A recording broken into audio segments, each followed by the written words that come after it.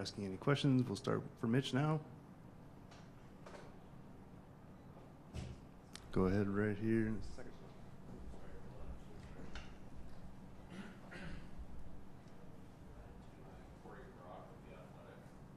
Okay. It has to be turned on. That's on the bottom. Sorry.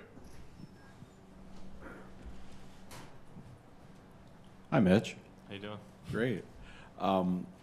In watching that game yesterday and watching the games throughout the season, it sort of seems like, understanding that sometimes it's tough for you guys to score runs, but it can come from various places throughout the lineup, and I think maybe that's what makes the whole thing work for you guys. Can you kind of talk about that dynamic a little bit and how maybe one night it's you, maybe one night it's Gino or Julio, or maybe someone at the bottom of the order like Cal?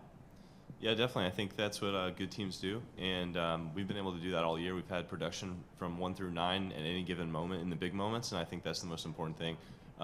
Especially, I feel like the offense hasn't been what we want at times throughout the year, but I think that's offenses in general throughout baseball. It's tough to be top notch, top tier throughout the year. There's always ebbs and flows and ups and downs, but I think for us, we've always done a good job in the big moment and the timely hits, and I think that's just trust with the guy behind you and not trying to do too much and just staying within yourself and putting pressure on the pitcher.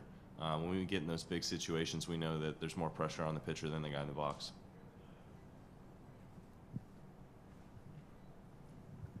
Go over to Ryan on the right. Mitch, you waited so long for this moment. What was it like yesterday, running out on the field and just being a part of all of that, and also hearing 47,000 people get really quiet really quickly? Yeah, pretty fun. Like nothing I've experienced before. Yeah, I can't really explain like what it stacks up to.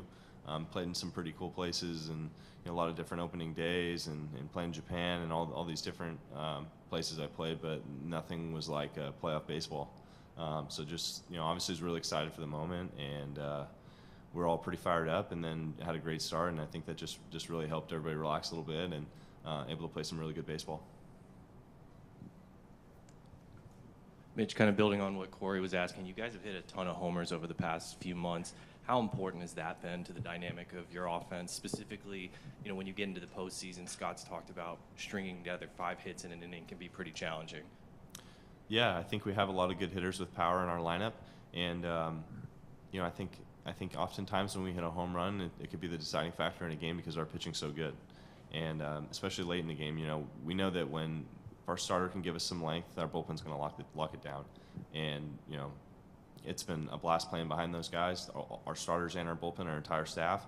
But we have a lot of confidence late in games, especially even when we're down just a couple runs. We know if we get it back, these guys are going to lock it down and we'll get the win. Mitch, Cal's delivered so many big hits for you guys down the stretch. What have you observed about his growth through this season? Just steady, even keel. I feel like he's really good in the moment. I've never seen him press. This year, early in this year, I definitely saw it, but he's just pretty cool, calm, and collected, and it's really good to see, especially from a young player. It's been really impressive, especially how he handled getting sent down, coming back up, and been one of our best players for us. It's been great. Hey, Mitch. I know Luis Castillo has only been a teammate for a few months now, and I'm just curious, what have you really learned about him since he's been a teammate? He seems very cool and collected out there, but he'll also smile a lot. Like you could tell he's really enjoying the game. What can you tell us about Luis? He's different in a good way. I mean, usually you walk in and I know who's starting by just the way someone's acting in the clubhouse. They're usually they stick to themselves or quiet. I'll be in the training room getting ready for a game. He comes in, he's making jokes with me, and I'm like, this guy's starting today? Like he's relaxed. He doesn't, I know he cares, but it's like he doesn't care. It's just another day. It's not like he's pitching that day, and that's pretty cool. I was like, when I see that, I'm like, this guy's going to dominate. Go over here on the left. Alyssa Charleston with Fox 13. Mitch, this is such an exciting thing for Seattle as a city.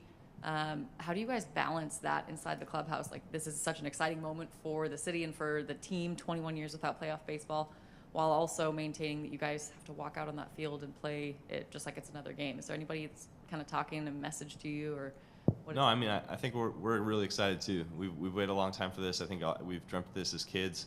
I know I have, and we're just embracing it. We know like I said before yesterday's game, you know, most of us have never been in this position in postseason baseball, and just embrace it and don't try to run from it's excitement. You know, there's a lot of excitement. I think some people try to say that there's different words. There's no fear. There's no different emotions. It's excitement. We're really pumped up for the moment, and I think, you know, after the first game, you get your feet wet, especially the first couple innings go by, and you realize you're just playing baseball. Obviously, fans are louder, and it's a great environment to play in, especially here at Rogers Center. It's really loud and it's fun, but we do well on the road, and I think we embrace it. We have a lot of guys that stick together in our clubhouse, and we've always been able to rely on each other and get each other going. On the back on the right, Mitch. Hey, Mitch. There's been a lot of talk on the Toronto side of things, facing a former teammate in Robbie. What has it been your experience? Obviously, every hitter is different, every pitcher is different, but what's been your experience when you face a pitcher who used to be in your clubhouse? I mean, do you feel like that is an advantage, or do guys change enough over the course of maybe even a single season that not all of a sudden it's not quite the same guy that you thought it was? What's your perspective on that? I don't really know. I mean, whether you've played with a guy for a long time, you might just kind of know what he goes to, but at the end of the day, you haven't seen what he's like in the box, and I think that's what matters most. And for me, it's like I never really know what I'm going to get from a guy I haven't faced until I've seen him. So unless those guys have faced Robbie in the past, it's a lot different. And I know, you know, when I faced Robbie in the past, he's a completely different pitcher. So when I faced him, I believe in 18 to 21 last year, I mean, completely different guy.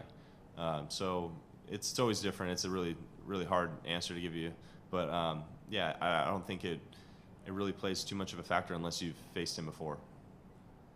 Mitch, playing off what you said about Luis, what is Robbie's demeanor like when he's pitching and you walk in? Really locked in and focused. And, I mean, that's how I probably would be too.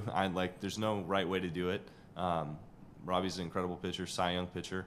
And I know that most pitchers, I would say 95% of them, maybe 99% of them that I've played with are really locked in. They're quiet on their start day. And Luis is different. He comes in and he's happy and he's smiling and he'll joke with you. Usually a starting pitcher, I just stay away from. They want to be left alone. They want to focus, and that's great. That's probably exactly how I would be. But yeah, Luis is different. It's funny, and it just makes me like, wow, this guy, he's different, and he's going to go out and shove. Mitch, if Luis is easygoing and Robbie's locked in, how would you describe Logan on his start day? Because he seems to be really different.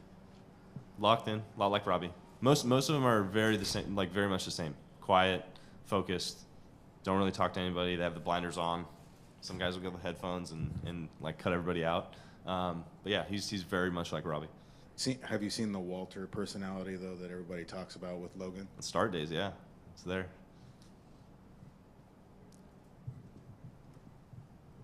Anything else from Mitch? In the back right. Hey, Mitch. Obviously, you guys getting to the playoffs is a major victory for the organization and for the city. Have you allowed yourself to think? You expect to win, there's no question. Have you allowed yourself to think about what it would mean in terms of even further validation, whether it be you personally or collectively as an organization, to win a series in the postseason as opposed to simply getting to the postseason? Yeah, I don't think about winning one series. I think about winning the World Series a lot, almost every day.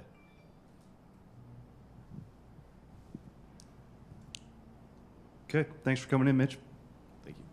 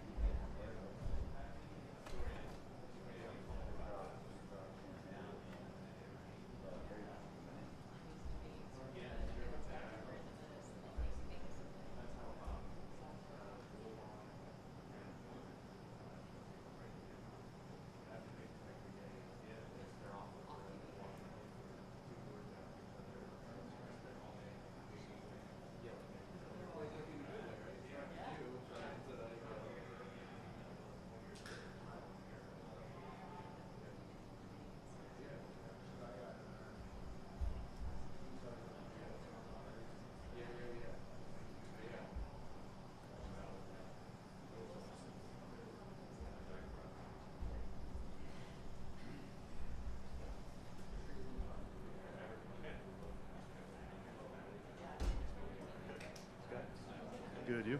Good. All right, we'll get started with Scott Servais. Please again say your name and your outlet before your question. And we'll get started.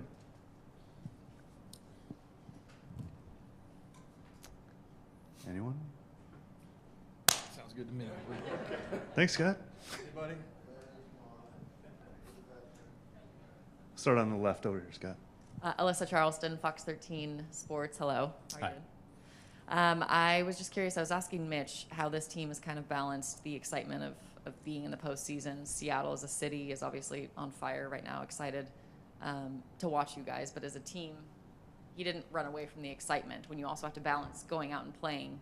Is there, as a manager, trying to level that mindset for them? Because sometimes it's like, not like they're not joyful, but you can't be too excited and too amped up. Yeah, and it can be overwhelming at times. You know what I mean? And I think our team has done a good job of that all year long, not getting too caught up in the big moments. We talked about yesterday about we play a lot of close games. We're kind of used to being in those situations. And, yesterday was a first time for many of us, in this environment, in the playoffs, on the road. And I couldn't be any prouder with the way we handled it. It helps when your starting pitching is as dominant as it was yesterday. It does calm the waters a little bit.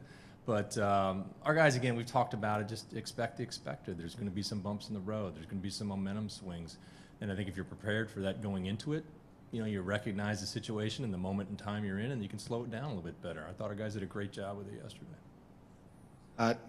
Ryan Divish, your second favorite person from Ryan, the Seattle yes, how are Times. you doing Yeah, there? from the Seattle Times. Yes. Did you have a chance to go back and look at some of the pitches that Luis threw? I know, like the Pitching Ninja and all these other places had some of the pitches and the movement he was throwing with. Some of them had 21 inches of horizontal run on those pitches. And how difficult is that to hit or for Cal to catch, even with a bad thumb?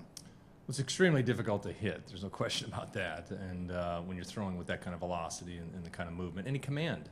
He was in the strike zone all day yesterday. And I was probably most worried about Cal and catching it. His thumb has been a little bit banged up. He did a great job yesterday dealing with it. And he had it, taped up pretty good. And we got a special pad in his glove and things like that. But credit to Luis. Obviously, we all see the talent, but to go out and perform like that on the big stage and stay with it. You can have a good 2-3 innings, but he didn't let up off the gas at all. And that's what you have to do at this time of year. You got to keep going down. You pressing the gas down. You can't let your guard down at all, and he didn't yesterday. But not just Cal catching it. I thought he did an outstanding job calling the game yesterday, and it's kind of goes under the radar, the job he has done behind the plate and calling the game all year long, and it'll be critical in today's game as well. Larry Stone, Seattle Times. When Robbie Ray's pitching, are there a couple of things you look for early where he's on that day? And is he the kind of guy that's kind of built in possibility type game like tonight? Robbie is the epitome of power pitcher when I think of power pitcher. And there's probably a good chance that he will be grunting as loud as he ever has in any pitch today. It's just what he does. He lets it all out each pitch. He lets it eat. Love that with him. I think that there's keys. Obviously, command on any pitcher. Is he commanding the fastball? Does he have the two-seamer working early in the game? Where's the slider at? Is he landing it early, taking it below late? I mean, all those things you're looking for and his ability to execute. But feel really good about handing the ball to him today. He's going to give us great effort. Scott, Corey Brock, The Athletic. I wanted to go back to right before the trade deadline when you guys acquired Luis, and certainly Jerry and Justin are in talks with the Reds about the possibility of this. So when it was finally getting close to reaching the finish line and you realized what you were getting exactly and what that could potentially mean to your team, what were some of your initial thoughts about getting Luis Castillo, someone who probably months before there was no way in hell he was going to end up anywhere else? Yeah, I think any manager, anytime you got a chance to add high-end quality starting pitching, you're excited. I had never seen Luis pitch in person. Certainly had seen him on TV, and you watch clips, and you see the stuff and how it moves and how he operates. But, I was extremely excited. I don't know how to even put it in words, just knowing that, we went and got a premium talent, and to put him into what was already a good rotation really excited me for the exact spot we're in right now. To win at this time of year, you need high-end pitching, starting pitching that you can trust to go out there, go deep, go through a lineup 3 times. and he checks all the boxes there. And then, once I got a chance to be around him and understand the makeup of the player and whatnot, is unbelievable. The way he performed in that first time out for us in Yankee Stadium against the Yankees, he had just pitched against, I think, 5 or 6 days earlier, and just went out and dominated the game against them. And it was a big win for us that day. We had some home runs early, gave him some cushion, and he just took over the game. And I remember one of our owners was in town at the time, and I went and gave him a big hug, and I said, "This is the guys you trade for." You know what I mean? And again, we gave up good young prospects.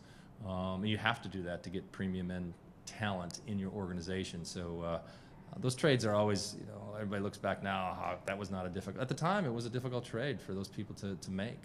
Understanding where Jerry and Justin were and the value we had in those prospects. But to get the high-end talent in the league, you've got to give up good young players, and I'm glad we did it. Back right. Scott, Aaron Goldsmith with the Mariners. First of all, thank you for our first ever postseason Let It Eat.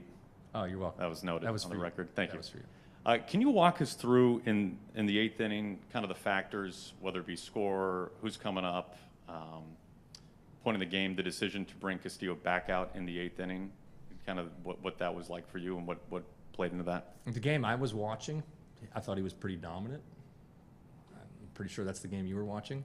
The pitches were at, I think, 99 pitches, 98 pitches, something like that to go out. And it was going to be on a short leash, which it was. Probably hitter at a time. I had Munoz hot and ready to go. Getting the first out in that inning, great. He had Springer down to, I think it was 1-2 count. Ball got away from him. At that point, let's just go to Munoz and move on down the road. He did his job as good as anybody could have expected him to do it. So,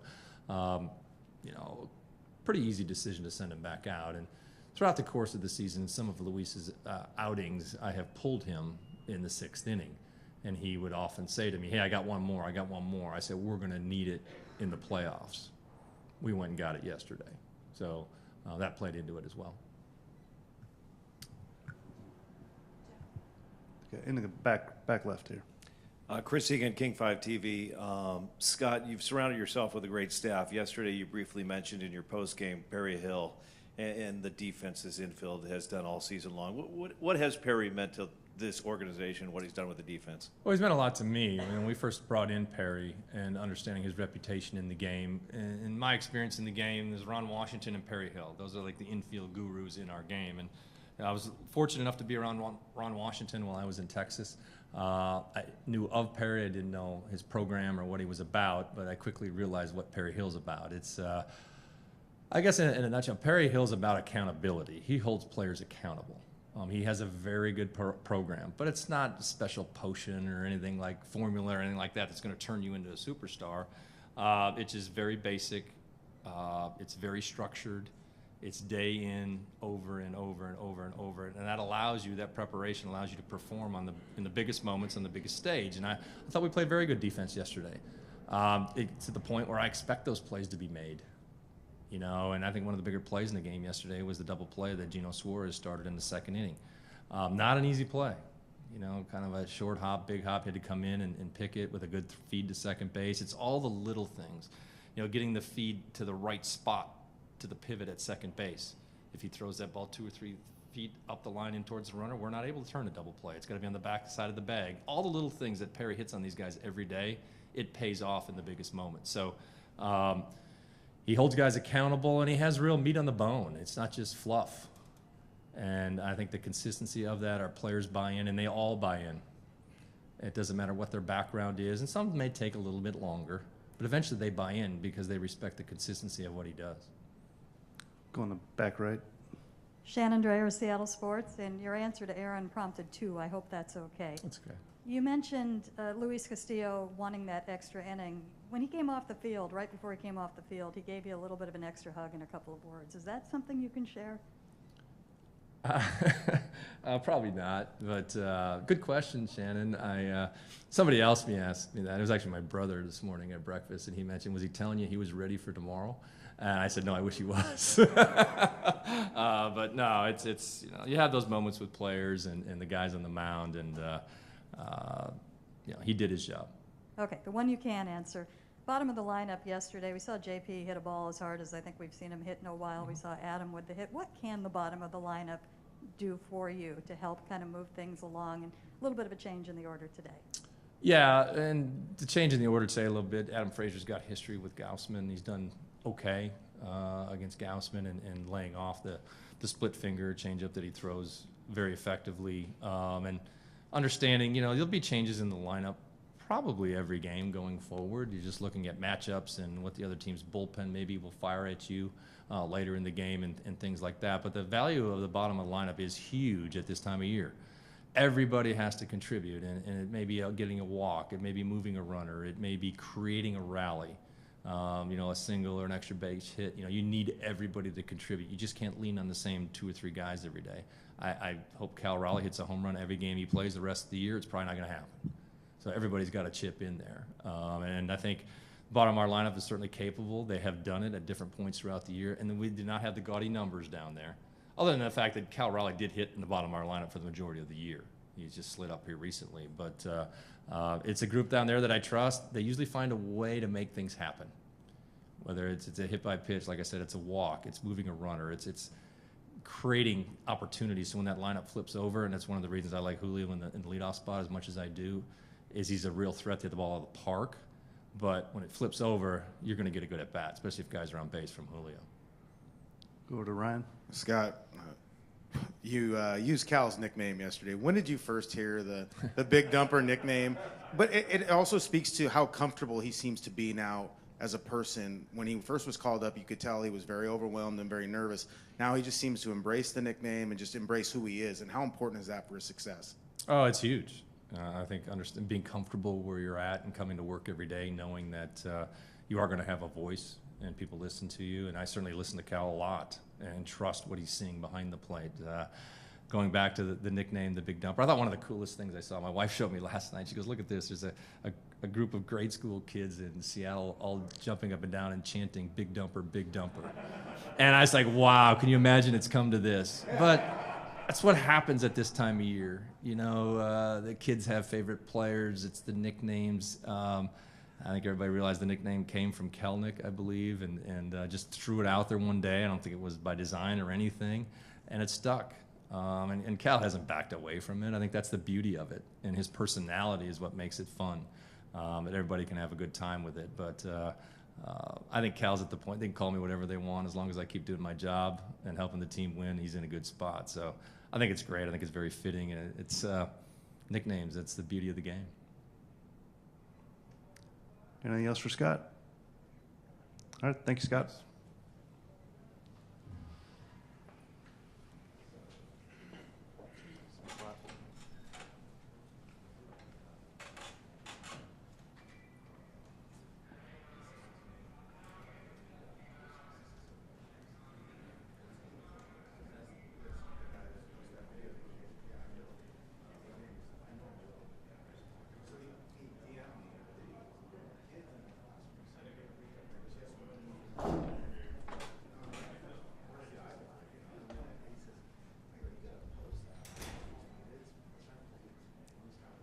Thanks for coming in.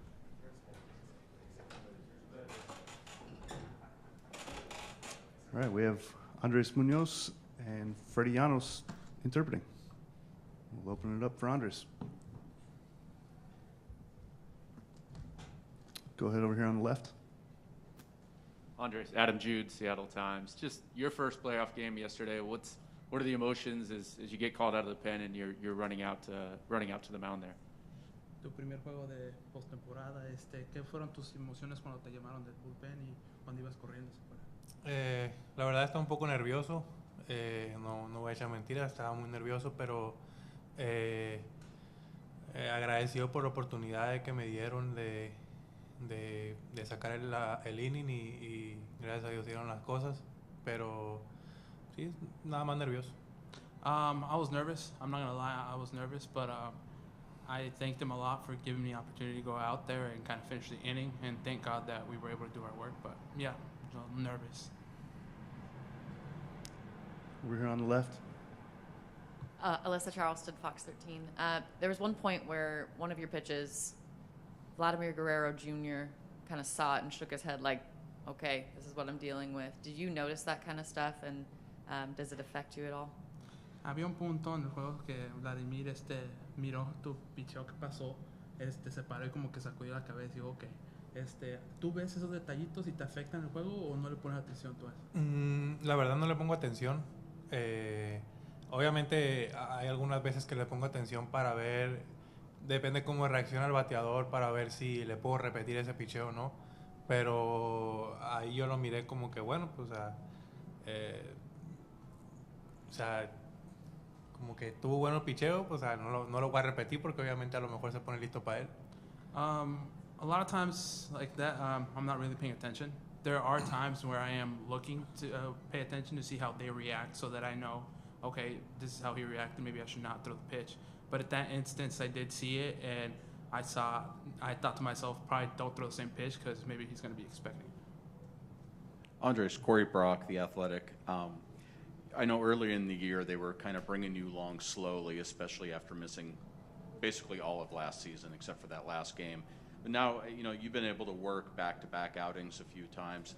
How have you bounced back on the second day from that, and do you feel just as strong on the second day of those? Van varias veces que tenías mucho sin pichar. Los marineros te han traído poco a poco, pero ya han visto día que pichas tú de un día al otro. ¿Cómo te has sentido tú ese segundo día o cómo te has podido recuperar ese segundo día? Justo después, cuando recién llego, sí me siento obviamente pues cansado, dolorido, lo normal, pero justo cuando vas a entrar al segundo juego en realidad no sientes nada, tú vas con la misma intensidad y vas igual de fuerte. So usually in the second day when I come in, I'm a little sore, a little tired, like the usual. But when it's game time and I'm gonna come out on the second day, the emotions, everything kind of takes over, and I feel okay. Hey, Andres, Aaron Goldsmith with the Mariners. Looking at your season this year, you can almost draw a line down the middle from your previous slider to your newer slider that you're throwing harder. How much of an impact do you think just throwing that pitch harder this year for you has made on your season? Mirando tu temporada, haz cuenta que puedes tú rayar una línea y puedes ver cuando tirabas tu slider anterior y tu slider nuevo, que parece que lo tiras con más potencia. ¿Qué tanto te ha cambiado tirar ese slider más potencia y con un nuevo Andrés que hemos visto en temporada? La verdad, desde que yo cambié eso, me he sentido más a gusto en la loma. Siento que puedo retar a todos los bateadores con mi slider. Entonces me he sentido más seguro de mí, el poder tener la habilidad esa de, gracias a Dios, poder mezclar la recta y el slider y tirarlo duro, que se mire igual, que no haya ninguna diferencia entre mi recta y mi slider. It's given me a lot of confidence. I think that's the one thing. The confidence that I can basically go up against any batter up against. And yeah, it's gotten to the point where I feel confident enough that I can kind of, sorry, I forgot the word I was looking for, fight out there with both having my fastball and the slider and compete while I'm on the mound.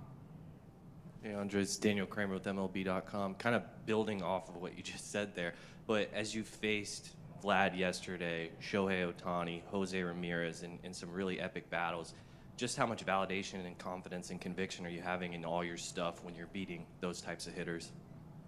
Casi de la misma pregunta, pero te has enfrentado tú a bateadores este año como Vladimir, José, Shohei. ¿Qué tanta confianza has tenido tú en esos, para tener en tus picheos, en tus picheos para pelear contra algunos de ellos? Yo siempre lo he dicho, para mí enfrentar a bateadores así, o sea, yo los trato exactamente igual a como todos, obviamente tener un poquito más de cuidado en cómo los voy enfrentando, en qué picheos les tiro, en la localización en la que se las tiro, pero en sí para mí enfrentar a esos bateadores para mí yo los enfrento igual que todos porque todos se merecen un respeto al estar aquí por el solo hecho de estar en Grandes Ligas y para mí eso vale mucho. Entonces yo les tiro a todos la misma intensidad y trato de dar lo mejor de mí en todos los picheos. You go up against these batters and they're in the major leagues for a reason. I try to treat all these batters the same, but obviously when you say those big names, you have to give them the respect they deserve, and I have to be a little bit more careful of where I place these pitches. But like I said, whenever I go up there, it's the same respect. They're in the major leagues for a reason, and when I go up there, it's, you know, I'm trying to give my best. Andres, Ryan Divish, Seattle Times. What do you think of Cal's nickname, Big Dumper? How do you say it in Espanol? And then also, how important is he to the pitching staff? ¿Qué parece, o tú qué piensas del apodo de Cal, Big Dumper? ¿Cómo se dice en español? ¿Y qué tan importante es para ti tenerlo en el equipo? ¿Cómo se dice en español? Nalgón. Nalgón. Sí. ¿Es un nalgón? Sí, es lo que básicamente lo que dice. He's like, oh, I don't know, you say it. La verdad, para los pitchers él ha sido importantísimo para nosotros. Yo le tengo tanta confianza a él de cómo estudia los bateadores, de cómo yo le tengo tanta confianza que yo no me atrevo a decirle que no en algún picheo, porque yo sé que él sabe más que nosotros en cuanto a cómo enfrentar a cada bateador y él está listo para todo respecto a cachar y a mandar los picheos. He is so important to our pitching staff. It's gotten to the point where I just completely trust him. I barely say no to him whenever he tells me, you know, what kind of throw to pitch, because I know the work he puts in and the study he does, and that he has, you know, the intelligence to throw me what to throw at that situation. Go over here on the left. Just following up on Aaron's question about your slider, what prompted you, what made you decide to throw that a little bit differently, a little bit harder? Is it just a matter of, you know, trying to add the velocity, or was there something different with the grip or something else that went into that? ¿Qué te decidió tirar el slider diferente este año? Fue porque miramos que es más velocidad, tú lo hiciste intencional con la velocidad, fue de agarrar la pelota diferente, ¿qué fue? Fue más que todo, yo creo que el cómo me decían, más que todo el pitching coach y todo eso, de hecho hasta mis hermanos fueron los que me dijeron eso también, que funcionaba, que iba a ser más efectivo mi slider si le subía un poquito de velocidad. Entonces no cambié nada en cuestión de la forma de agarrarlo, simplemente lo tiraba más duro para allá, pero fue eso más que todo, me daban como que pros y contras de tirarlo más duro, entonces decidí tirarlo más duro por esa razón, porque había varias personas que me decían que iba a funcionar un poquito mejor si lo tiraba más duro. It was mainly the coaching staff and also my brothers actually that kept telling me to throw the slider harder. It wasn't, you know, a grip or anything like that. It got to the point where a lot of people were telling me, giving me pros and cons of why I should be throwing the slider harder, and that was the main reason of why I did it. Back right, Andres. Andres, was that something you've talked about, wanting it to look like your fastball when you do that? Was that something that was immediate and natural for you, or was there some sort of adjustment when you first started doing that? Los sliders parece pues mucho a la recta. ¿Fue una decisión tuya de que las dos picheos casi se miren igual, o fue como se fue evolucionando tu pitcher? Yo creo que se fue evolucionando natural. No creo que lo haya trabajado tal que así como para que se miren igual. Yo simplemente pienso en tirar todos los picheos lo más duro que pueda y tratar de que, o sea, tampoco estoy tratando de que se miren igual, simplemente estoy tratando de que todo sea la misma intensidad. Si se miran igual o no, ya para mí es otra cosa. I think it was just kind of the way it evolved. I never really had the intention of them kind of both looking very similar.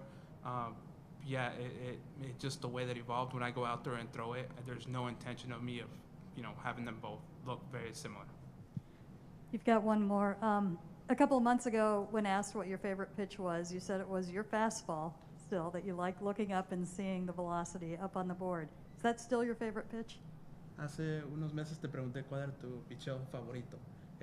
Me dijiste que era la recta, que te gusta tirar la recta y luego ver arriba qué tan rápido fue la pelota. ¿Aún es tu picheo favorito? Sí, yo creo que yo creo que es algo que no sé, yo sé que mi slider es efectivo y todo eso, pero o sea, lanzar ese picheo y voltear para atrás y mirar esos 3 dígitos ahí para mí me da como que más confianza y y me emociona un poco más, me da la adrenalina necesaria para todos los picheos que tiro, tirarlos con más intensidad y no sé, para mí el slider es muy importante. Yo sé que sin el slider no pudiera estar como estoy en estos momentos, pero mi recta es mi picheo favorito. Obviously, yes. But he says it's something special when I go up there and I throw my fastball and I turn around and I see the 3 digits, hitting 3 digits. That kind of gives me that extra energy and a little bit more confidence to, keep throwing as best as I can. I know my slider is important. It's very important, and it's why I'm here in the situation I am. But yeah, my fastball is my favorite pitch. Anything else for Andres? All right. Thanks, Andres. Thanks, Freddie. Thank you.